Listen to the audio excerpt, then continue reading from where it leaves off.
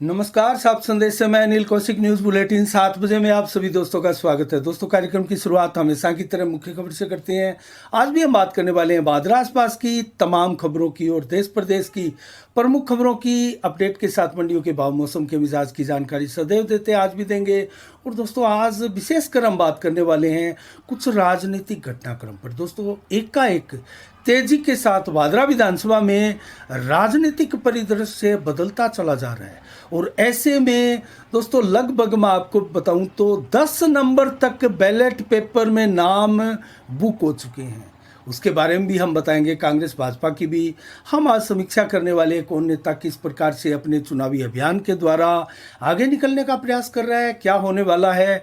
और इसके अलावा भादरा आसपास की खबरों में दोस्तों आज कई बड़ी खबरें हैं। मैं आपको बताऊं तो आज एक ऐसा वीडियो वायरल हो रहा है दोस्तों, जो भारतीय करेंसी के अपमान से जुड़ा हुआ है। दोस्तों, भादरा के ये शख्स है जिनका नाम जितेंद्र पारक है। दोस्तों, वो मेडिकल स्टोर पर भी बैठते हैं और उत्तम चा उनका जो ब्रांड है वो वहाँ भी बैठते हैं।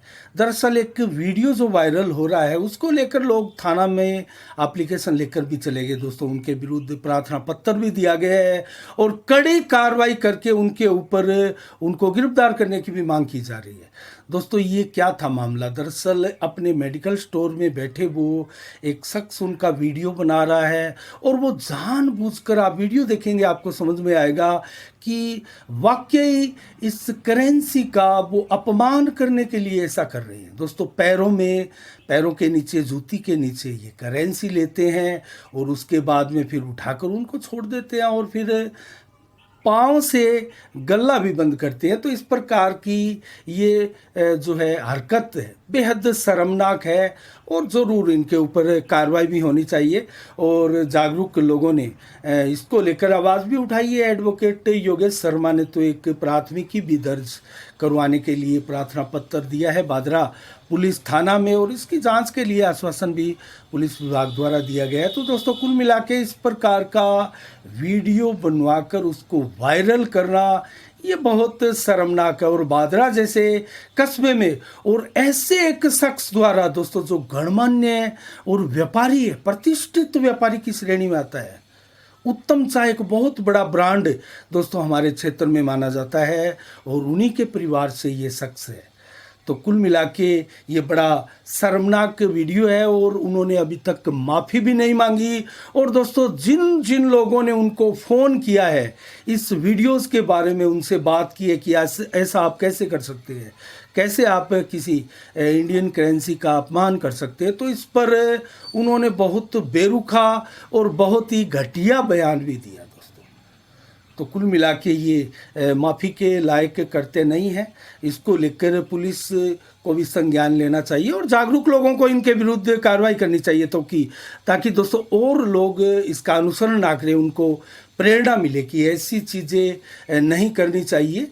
और इसके अलावा दोस्तों, बात करें, कल 30 जुलाई को बेनीवाल हॉस्पिटल में एक फ्री मेगा कैंप का आयोजन किया जा रहा है और इसमें सेवाएं देंगे पूरा स्टाफ। बेनीवाल अस्पताल का जो है वो अपनी सेवाएं प्रदान करेंगे। डॉक्टर नरेंद्र राजपाल बेनीवाल हैं, जो कि हड्डी और जोड़ रोग विशेषज्ञ है, वो विशेषकर अपनी सेवाएं यहाँ देंगे और चिरंजीवी योजना के तहत भी मरीज यहाँ लाभ उठा सकते हैं। और अनेकों जांच और बहुत सी चीज़ें यहाँ परामर्श, चेकअप वगैरह भी फ्री किया जा रहा है। तो कुल मिला के इस चिकित्सा कैंप में ज़्यादा से ज़्यादा लोग भाग लेकर लाभ अर्जित कर सकते हैं। इसके अलावा दोस्तों, बात करें अन्य खबरों की ओर, तो कल एक 30 जुलाई को श्री श्याम बाबा का एक निशान यात्रा कार्यक्रम है, जो कि हाथीपुरा के हनुमान मंदिर से होता हुआ कस्बे के मुख्य मार्गों से होकर ये यात्रा निकलेगी। दोस्तों, तो श्री श्याम बाबा के भक्त, श्रद्धालु, प्रेमी जो है इस कार्यक्रम में ज़्यादा से ज़्यादा भाग लेने की अपील की गई है। हाथीपुरा के हनुमान मंदिर से ये यात्रा निशान यात्रा के रूप में चलेगी। इसके अलावा दोस्तों, आज देश भर में मुहर्रम का त्यौहार मनाया जा रहा है दोस्तों, और भादरा में भी इस मुहर्रम का त्यौहार पर अनेकों कार्यक्रम आयोजित किए गए हैं दोस्तों। अनेक मस्जिदों में इसको लेकर कार्यक्रम किए गए हैं। मुस्लिम समाज के बड़ी संख्या में युवाओं ने, वार्ड नंबर 14 के ये युवा है जिन्होंने अनेक जगह छबील लगाकर भी इसमें जो है अपना योगदान दिया है। और जलसाए मोहर्रम ये इस कार्यक्रम का नाम है। और दोस्तों मौलाना महबूब अहमद कादरी द्वारा जो है दुआ कबूल करवाई गई इस अवसर पर, पवित्र अवसर पर। तो कुल मिला के दोस्तों अनेक मस्जिदों में इस तरह के कार्यक्रम आज आयोजित किए गए हैं। इसके अलावा दोस्तों बात करें अन्य खबरों की, तो कल एक बहुत बड़ा राजनीतिक घटनाक्रम भी हुआ है भिलानी से, उसके बाबत भी हम बात करेंगे। छानीबड़ी CHC में दोस्तों प्रसव के बाद महिला की मौत के बाद परिजनों ने काफ़ी हंगामा किया और इस मामले को लेकर विवाद तूल पकड़ता हुआ दिखाई दे रहा है दोस्तों। परिजनों ने महिला की मौत को लेकर छानीबड़ी CHC स्टाफ को लापरवाही के लिए दोषी ठहराया दोस्तों। और इसको लेकर सुभाष चंद्र जिनकी धर्मपत्नी थी, वो प्रसव पीड़ा में उसके बाद में उनकी मृत्यु हो जाती है दोस्तों। उसको लेकर सुभाष चंद्र पुत्र मांगेराम मेघवाल जो है छानीबड़ी के, उन्होंने एक मामला भी दर्ज कराया भिलानी थाना में इसको लेकर, और आरोप लगाया कि उनकी पत्नी सुमन जो है वो 9 माह की गर्भवती थी और उन्होंने CHC छानीबड़ी में उनको एडमिट करवाया था। और वहाँ से जब उनकी स्थिति में सुधार नहीं हो रहा था तो उन्होंने जो है उनको इजहार या सरसा के लिए रेफ़र करने की भी बात कही थी। और स्टाफ ने ये कहते हुए रेफ़र करने से मना कर दिया कि इनकी तबीयत नॉर्मल है और हम साधारण डिलीवरी ही इसकी करवाएंगे। उसके बाद में दोस्तों बच्ची होती है, डिलीवरी भी साधारण ही होती है, लेकिन उसके बाद में महिला की तबीयत अचानक बिगड़ जाती है और दोस्तों उसके बाद में उसको बेहोशी की हालत में बादरा विवेकानंद अस्पताल लाया जाता है, जहां के चिकित्सकों ने उनको मृत घोषित कर दिया जाता है। उसके बाद में दोस्तों ये सारा बवाल मचता है और सुमन को मृत घोषित होते ही दोस्तों जो परिजन है उनके द्वारा जो है वो आरोप लगाए जाते हैं कि छानीबड़ी CHC में पूरे स्टाफ ने लापरवाही की है। इसके अलावा दोस्तों बात करें अन्य खबरों की, तो आज एक भारतीय जनता पार्टी की बैठक प्रभारी चंद्राराम की नेतृत्व में श्री कृष्ण अतिथि सदन धर्मशाला में आयोजित की गई दोस्तों। और इस बैठक में युवा मोर्चा, भारतीय जनता पार्टी के कार्यकर्ता और उनके साथ जो तमाम टिकट मांगने वाले नेता हैं उनके कार्यकर्ता भी पहुंचे, मंडलों के अध्यक्ष भी यहाँ पहुंचे। और संजीव बेनीवाल अपने कार्यक्रम के तहत यहाँ नहीं पहुँच पाए, लेकिन जयदीप डुड्डी यहाँ पहुँचे। पूर्व संसदीय सचिव है, विधायक रहे हैं 2008 में। कांता चौधरी जो कि SP सिंह जो हाल ही में अभी भारतीय जनता पार्टी में शामिल हुए, उनकी धर्मपत्नी है हिम्मत पचार। और रवि बंसल, कार्तिक चौधरी जो कि SP सिंह के पुत्र है। इसके अलावा दोस्तों अनूप सिंह शेखावत, जगदीश गर्ग, दिनेश सैनी, गोपाल कौशिक, राजकुमार शर्मा, दुन्नी चबरवाल, भीम फड़ोलिया, विमल बानगडिया, हरि प्रकाश आदि अनेकों कार्यकर्ता इस मीटिंग में सभा में उपस्थित रहे। और खासकर चंद्राराम ने जो कि प्रभारी है भादरा विधानसभा के, उन्होंने जानकारियां दी। इसकी कवरेज भी दोस्तों हमारे चैनल पर है, आप ज़रूर इसका वीडियोस भी देख सकते हैं और प्रमुख संबोधनकर्ता नेताओं के आप भाषण भी देख सकते हैं। तो इसके अलावा दोस्तों जानकारियां दी गई कि 1 अगस्त को नहीं सहेगा राजस्थान का जो विरोध प्रदर्शन कांग्रेस सरकार की लिए किया जा रहा है दोस्तों भाजपा की तरफ से, उनका बहुत बड़ा कार्यक्रम 1 अगस्त को जयपुर में होने जा रहा है। उसमें ज़्यादा से ज़्यादा संख्या में हर विधानसभा क्षेत्र से, हर एक प्रकार से जो बूथ है वहाँ से भी कार्यकर्ताओं के पहुँचने की अपील की गई है। तो कुल मिला के जयदीप डुड्डी सहित अनेक वक्ताओं ने यहाँ अपना संबोधन भी दिया है, आप वीडियो देख सकते हैं। छत्तर संघ चुनाव की सरगर्मियां प्रारंभ हो गई है दोस्तों। अगले माह छत्तर संघ के चुनाव है अगस्त महीने में, और इसको लेकर सभी छात्र संघ अपनी अपनी कमर कस चुके हैं। और SFI ने तो अपना एक महाराजा अग्रसेन कॉलेज से उम्मीदवार भी तय कर दिया है, मनदीप गोदारा जो कि एसएफआई के उम्मीदवार है महाराजा अग्रसेन कॉलेज से, ये चुनाव लड़ रही है।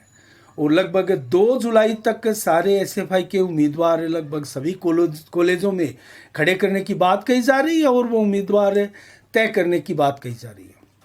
उधर एबीवीपी की तैयारियां भी जोर शोर से चल रही है। वहीं बजरंग सहारण के नेतृत्व में युवा दल सभी लगभग कॉलेजों में चुनाव लड़ने के लिए कमर कस चुका है।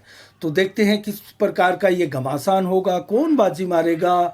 अमूमन एनएसयूआई और एबीवीपी की टक्कर राजस्थान में होती है और एसएफआई भी नंबर 3 की स्थिति में रहती है। इसके अलावा दोस्तों अनेक लोकल संगठनों के जो कार्यकर्ता है वो भी इस अवसर पर चुनाव लड़ते हैं। तो देखते हैं कैसा रहेगा छात्र संघ चुनाव का ये घमासान। इसके अलावा बात करें दोस्तों हम कल के एक कार्यक्रम से, जो कि राजनीतिक कार्यक्रम था, बिरानी गांव में सभा के रूप में आयोजित हुआ था। पूर्व सरपंच भी रह चुके हैं राजेंद्र जलंधरा, उन्होंने चुनाव लड़ने की घोषणा की है दोस्तों। तो किस टिकट से चुनाव लड़ेंगे अभी ये तो तय नहीं किया है, लेकिन हर हाल में चुनाव लड़ेंगे। ऐसा कहा तो वो निर्दलीय ही चुनाव लड़ने की बात कर रहे होंगे। दोस्तों इसको लेकर हम विस्तार से समीक्षा आपको करते हुए बताएंगे। कांग्रेस, बीजेपी और अन्य तथा बेल्ट पेपर में जो 10 नाम आए उसको, लेकिन उससे पहले एक इम्पोर्टेंट खबर आपको बताए तो एक वीडियोज भी वायरल हो रहा है, हमारे भी चैनल पर है दोस्तों। जोगीवाला गांव की एक गरीब मेघवाल समाज की महिला का इंदिरा कॉलोनी के वार्ड नंबर 1 में इनका मकान है दोस्तों। और ये घर है स्वर्गीय धर्मपाल मेघवाल का, जिनका देहांत हो चुका है। उनके 4 पुत्रियां थी, चारों की शादी हो चुकी है और अब उनकी धर्मपत्नी एकमात्र अकेली वो इस घर में है। और 2 इस घर में कमरे हैं जो कि पानी टपकने की वजह से बहुत दोस्तों कच्चे ये मकान है और छत कच्ची है, पूरी छत टपकती है दोस्तों। सोने की जगह नहीं है, वहीं खाने पीने का सामान भी रखा हुआ है, लेकिन सोने के लिए वो महिला पड़ोस के घर में जाती है दोस्तों, क्योंकि छत टपकती है, कभी भी वो गिरकर दुर्घटना भी हो सकती है। तो ऐसे में 3 बार वो विभागों के चक्कर काट चुकी है। प्रधानमंत्री आवास योजना हो या सुलभ शौचालय हो या फिर कोई राजस्थान सरकार की मुख्यमंत्री की कोई योजना हो, उन योजनाओं के तहत कोई सुविधा के लिए, और 3 बार उनके फार्म रिजेक्ट कर दिए जा चुके हैं और कोई उनकी सुनवाई नहीं हो रही है किसी भी विभाग में। क्या कर रहे हैं यहाँ सरपंच महोदय और क्या कर रहे हैं यहाँ के जनप्रतिनिधि, क्या कर रहे हैं अधिकारी? बड़े बड़े दावे राजस्थान सरकार, अशोक गहलोत सरकार कर रही है, वहीं उतने ही बड़े बड़े दावे पीएम नरेंद्र मोदी भारत सरकार के लिए कर रहे हैं दोस्तों, गरीबों के लिए कर रहे हैं। हमने ये दे दिया, हमने ये कर दिया। और आजकल रोज प्रिंट मीडिया के अखबार दोस्तों भरे आते हैं राजस्थान सरकार की जो योजनाओं के, लेकिन ये योजना असल में उन असल गरीबों तक नहीं पहुंच पाती है दोस्तों। कहीं ना कहीं अधिकारियों के ही कुछ चहेतों तक सिमट कर कागज के पन्नों में दम तोड़ देती है दोस्तों ऐसी योजनाएं। तो इन योजनाओं को धरातल पर लाने की और पहुंचाने की जिम्मेवारी भी इन सरकारों की बनती है। गत दिनों की मैं आपको एक बात बताऊं, लंपी स्किन डिजीज की जो 40-40 हजार रुपए दोस्तों इस योजना के तहत, जिनकी इस बीमारी के चलते दुधारू गायों ने दम तोड़ दिया था, उनको मिल रहा है। लेकिन दोस्तों ये स्कीम भी अधिकारियों के चहेतों के करीब आकर एक सीमा में सिमट चुकी है और असल गरीबों तक इसका लाभ नहीं मिला है। और ऐसे आरोप राजस्थान में दोस्तों धड़ल्ले से लगाए जा रहे हैं और ऐसी खबरें वायरल हो रही है। तो ऐसी स्कीमों का क्या फायदा दोस्तों जो गरीबों तक और धरातल तक ना पहुंचे?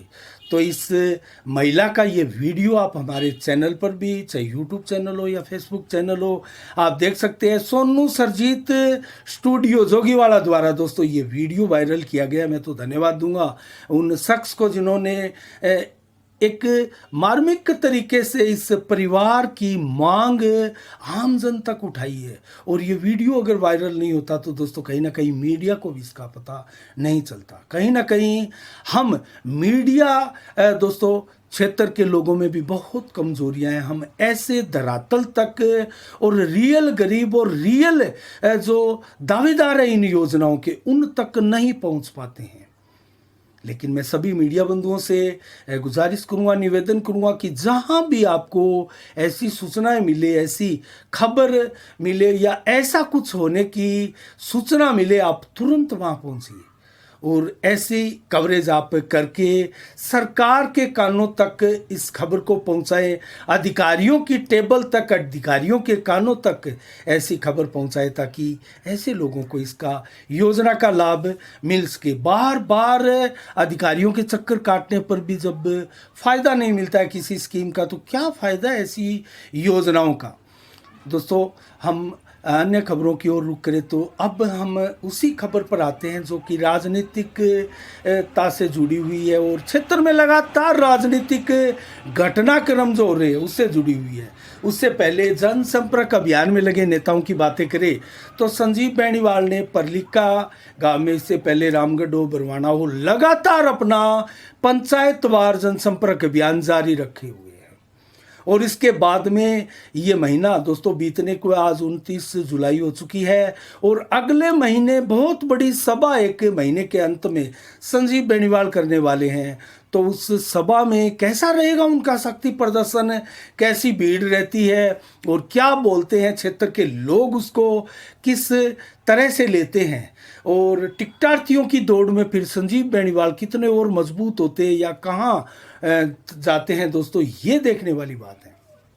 इसके अलावा बलवान पूनिया की बात करें तो सागड़ा में शानदार स्वागत कार्यक्रम उनका आप सभी ने देखा। और एसपी सिंह की बात करें तो वो अभी बीजेपी ज्वाइन करके बादरा में नहीं पहुंचे हैं और उनके द्वारा भी एक बहुत बड़ी सभा स्वागत कार्यक्रम के तहत बादरा में एंट्री करने का दोस्तों मन बनाए हुए हैं वो, और उसको लेकर तैयारियां भी बताया जा रहा है कि चल रही है। लेकिन आज जो भारतीय जनता पार्टी की प्रभारी के नेतृत्व में कर्षण अतिथि सदन में जो बैठक हुई उसमें एसपी सिंह की धर्मपत्नी कांता चौधरी पहुंची, उनका बेटा जो है कार्तिक भी पहुंचा। उन्होंने शानदार संबोधन दिया दोस्तों। कार्तिक एक मंजे हुए परिपक्व युवा की तरह आज बोलते नजर आए। पहली बार तहसील के लोग उनको सुनते हुए देख रहे होंगे। और इसके अलावा दोस्तों बात करें तो कांता चौधरी के भाई नरेंद्र जो कि पीलीबंगा में बार काउंसिल के अध्यक्ष है, बार एसोसिएशन के अध्यक्ष है, शानदार व्यक्तित्व के धनी है, वो भी यहाँ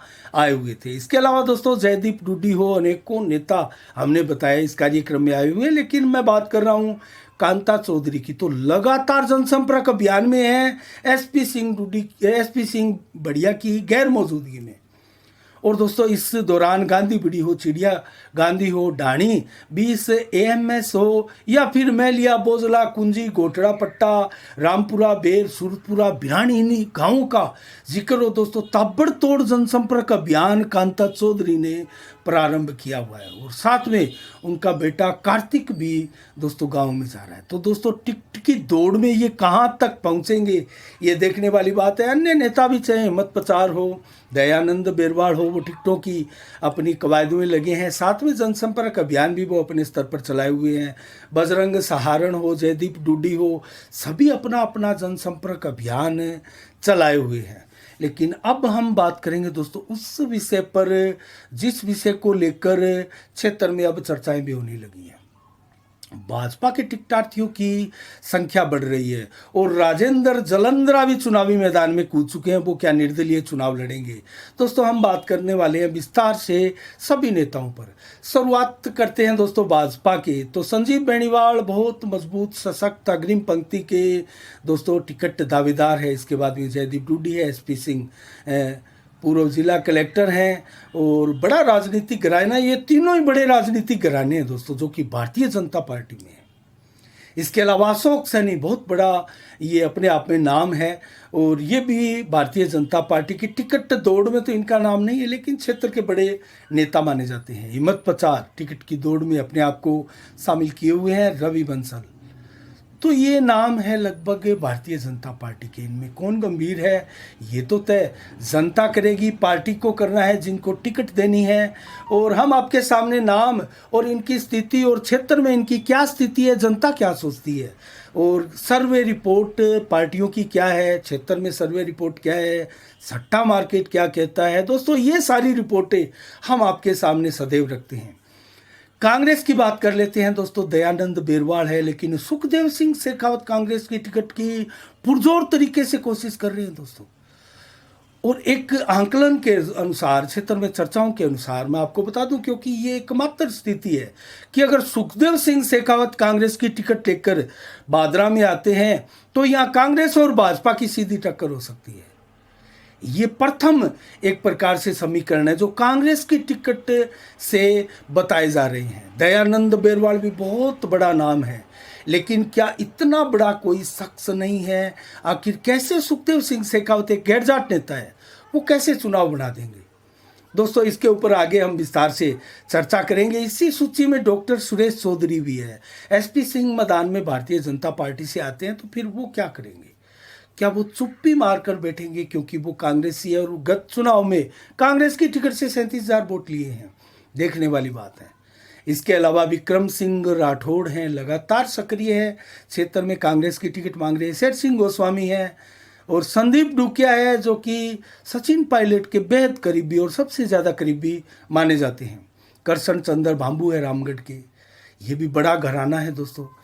शेर सिंह बेनीवाल है, अजीत बेनीवाल है, रविंद्र मोटसरा, सबीर हुसैन, रफीक कुरैशी। लंबी फहरिस्त है दोस्तों, लंबी सूची है कांग्रेसियों की सूची अभी भी सबसे ज़्यादा लंबी है। अगर अब हम बात करें दोस्तों बैलेट पेपर की, इसमें 10 नाम कौन से लगभग तय हो चुके हैं। भाजपा टिकट का एक नाम आप मानकर चले, कांग्रेस की टिकट का एक नाम मानकर चले, माकपा से बलवान पूनिया का नाम मानकर चले, तो 3 नाम तो ये तय ही लगभग लग रहे हैं।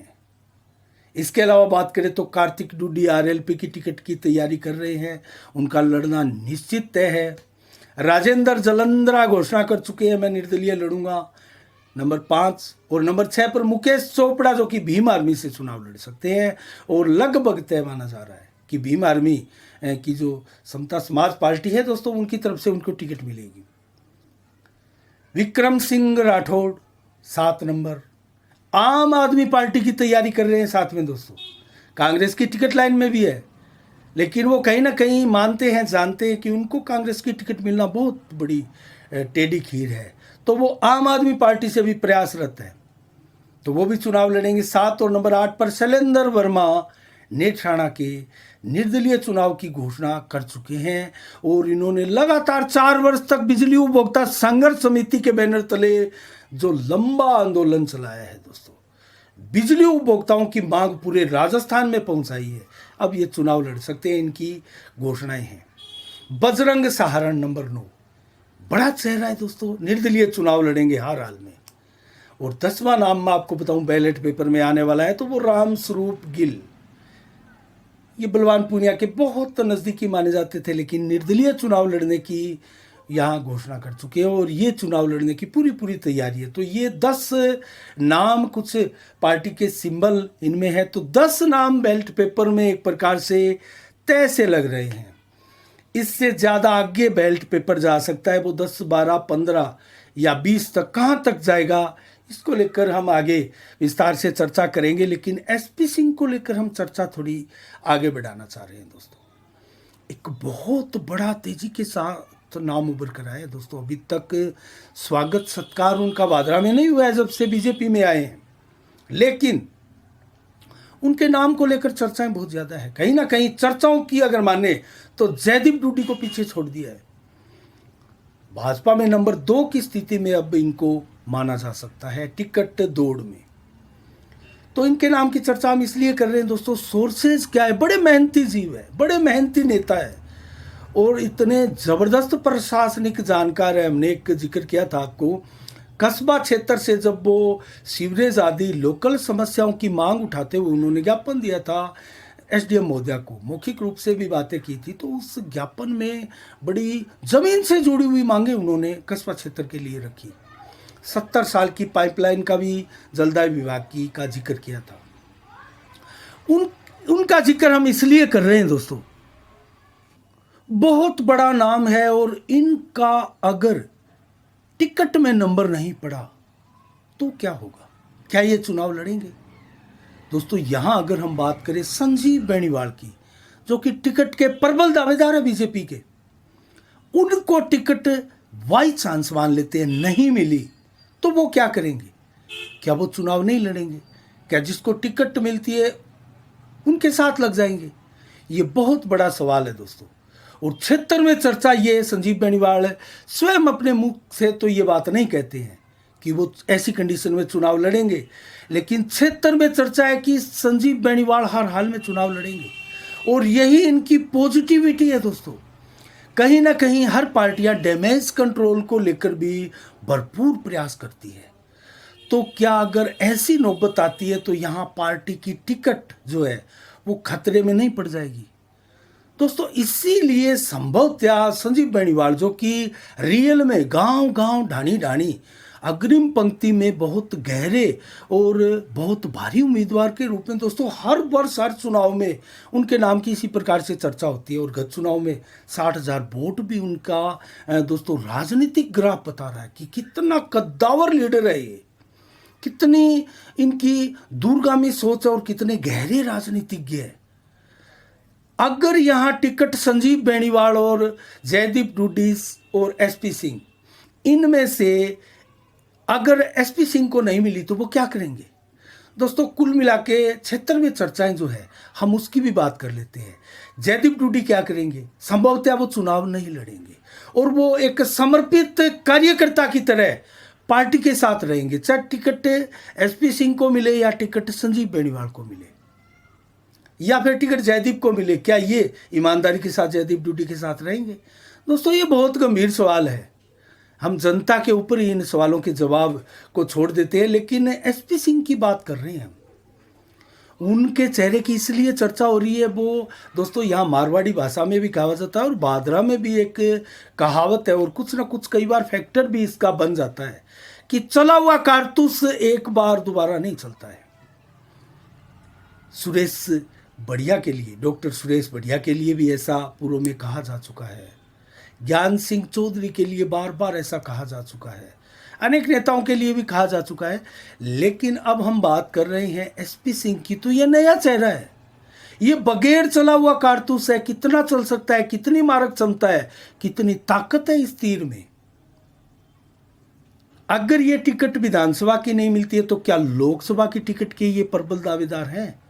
जैसा कि राजगढ़ में दोस्तों लगातार भाजपा विधानसभा चुनाव हार रही है और चर्चा एकदम बल मिल रहा है उस चर्चा को कि राहुल कसवा को, जो कि सांसद है, उनको भाजपा की टिकट विधानसभा की दी जा सकती है। तो क्या वो ये टिकट जिता सकते हैं? लेकिन दोस्तों टिकट को वो कुछ ना कुछ प्रोग्रेस जरूर दिला सकते हैं, क्योंकि भाजपा को यहां नंबर 3 पर बताया जा रहा है। यहां वीरेंद्र न्यांगली को अग्रिम पंक्ति में बताया जा रहा है। मनोज न्यांगली को, माफ कीजिएगा, वीरेंद्र न्यांगली के भाई, उनकी हत्या हो चुकी थी।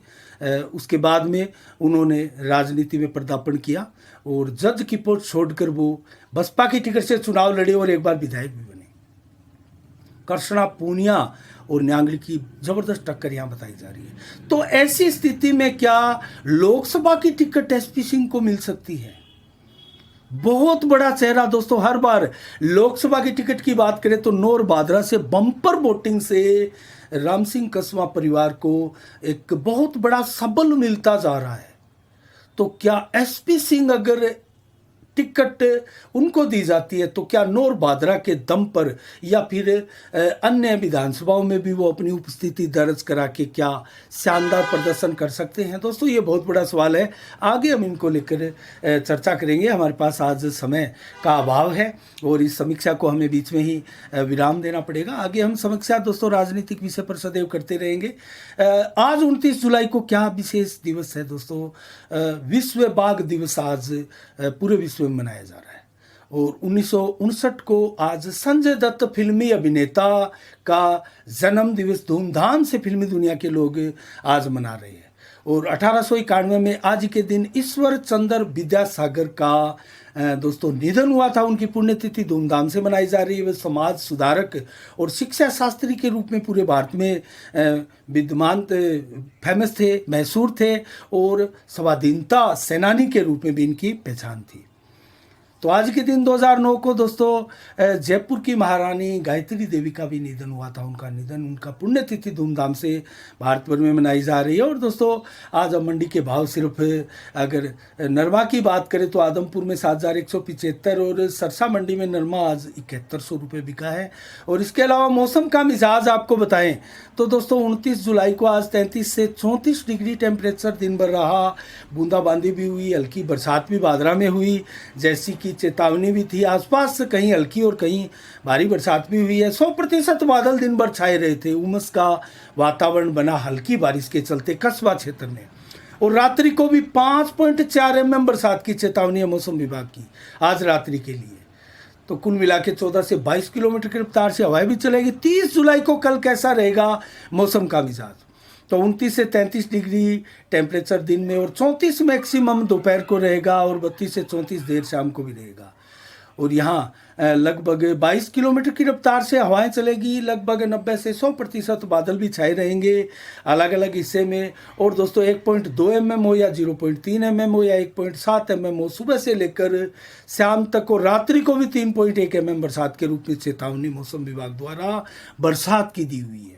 आज के लिए इतना ही। कल ठीक शाम 7 बजे फिर आपसे रूबरू होंगे नई खबरों के साथ, नई समीक्षा के साथ। तब तक के लिए आप अपना बहुत बहुत ख्याल रखिएगा। मुझे दीजिएगा इजाज़त। साफ संदेश से मैं अनिल कौशिक। नमस्कार। जय भारत, जय जय राजस्थान।